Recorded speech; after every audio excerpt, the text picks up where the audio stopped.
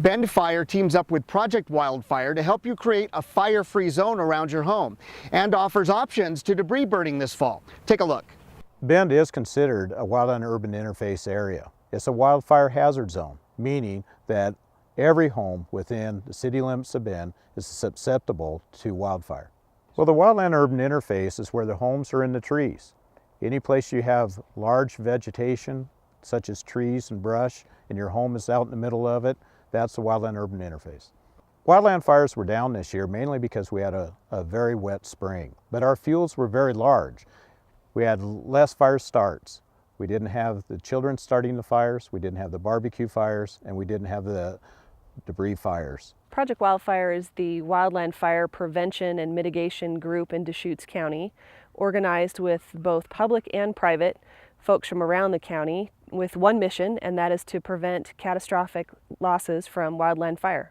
When we talk about defensible space, we're talking about a fire-resistant space around your home, where if a wildland fire is nearby or encroaching upon your property, fire-resistant space will keep that fire on the ground and prohibit its advancement to your deck, your house, your roof, the trees in your landscape, all of those things that are important to property owners here in Central Oregon. We're here today in a Southwest Bend neighborhood, right smack in the middle of the wildland urban interface, where we have homes intermixed with forest land, and we have lots of fuel buildup. We've got manzanita, sagebrush, bitterbrush, in and among juniper and mostly ponderosa pine. We've got a great example of defensible space in terms of a kept lawn and native grasses. Now, even though those grasses look like they're overgrown, they actually don't carry fire as much as bitterbrush and manzanita.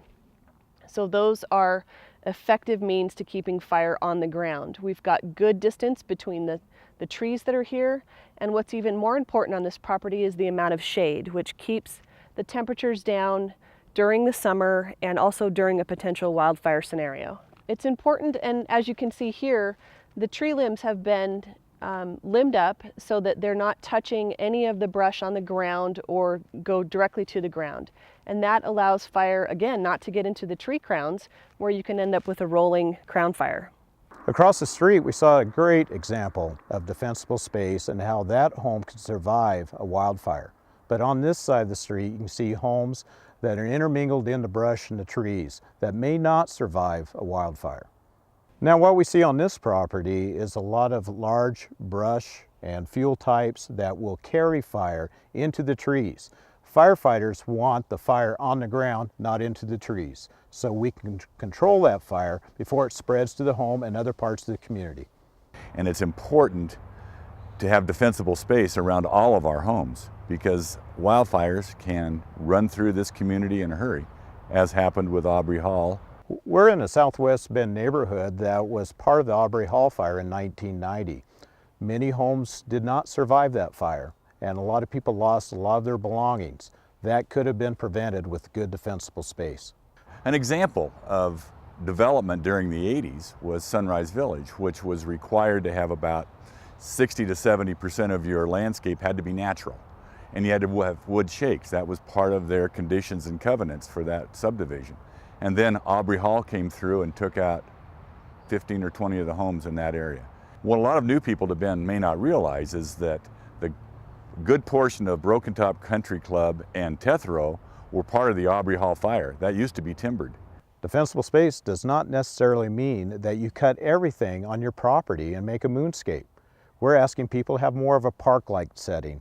So fire will not communicate from one bush to another bush and into the lower canopy of the tree, then takes it into a home and other homes. Currently, inside the city limits of Bend, there is a ban on any open burning. So what that means for landowners here is that you cannot burn your debris as you might have done in the past. Consequently, through our partnerships with Project Wildfire and Deschutes Recycling and Department of Solid Waste, we've got a great alternative to burning your debris. November 1st through the 13th at Knott Landfill at Deschutes Recycling Center, you can haul your debris in for half price November 1st through the 13th, which is $2 per yard. Here we are in October, and we're winding down fire season, but you still have a responsibility. When you live in a forested area, you need to clean up your property. You need to make sure the pine needles are off the roof and your wood piles are away from your home. At Project Wildfire, we'd like to take the opportunity year-round to encourage people to use alternatives in disposing of their debris. We ask that you recycle it after you've completed that defensible space work around your home.